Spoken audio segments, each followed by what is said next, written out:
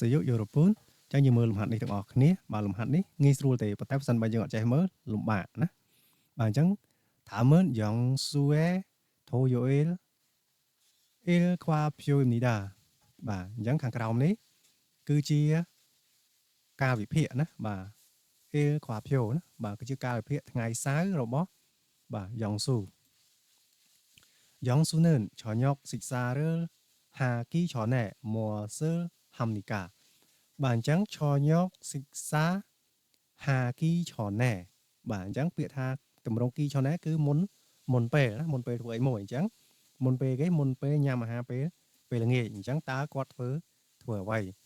អញ្ចឹងកន្លែងណាអាហារពេលល្ងាចបាទអញ្ចឹងយើងមើលមកបាទនេះកន្លែងនេះណាបាទអញ្ចឹងកន្លែងហ្នឹងអាហារពេលល្ងាចអញ្ចឹងអាហារពេលល្ងាចមាន TV ហើយនឹងអ៊ុនដងអញ្ចឹងពីរហ្នឹងអញ្ចឹងគេសួរថាមុនពេលញ៉ាំអាហារពេលល្ងាចអញ្ចឹងមុនពេលអញ្ចឹងតើ TV ឬក៏អ៊ុនដង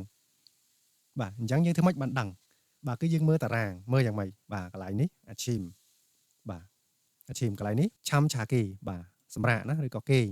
បាទអញ្ចឹងគឺយើងរាប់បែបនេះណាបាទពីឆ្វេងមកស្ដាំបាទអញ្ចឹងពេលព្រឹក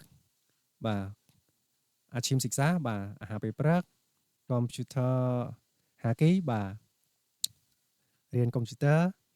បាទឆំស៊ីមសិក្សាបាទហាថ្ងៃត្រង់វេគូកគង់ភូបាទសិក្សាភាសាបរទេសបាទបន្តទៀតអ៊ុនដងឆញកសិក្សាបាទអាហារពេលល្ងាចអញ្ចឹងមុននឹងគាត់ញ៉ាំអាហារពេលល្ងាចគាត់ធ្វើអីគេបាទគឺគាត់ហាត់ប្រាណណាបាទអញ្ចឹងចម្លើយដែលត្រឹមត្រូវគឺចម្លើយលេខ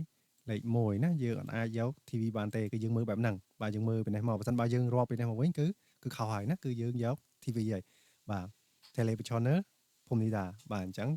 ចម្លើយដែលត្រឹមត្រូវគឺចម្លើយលេខ1ណា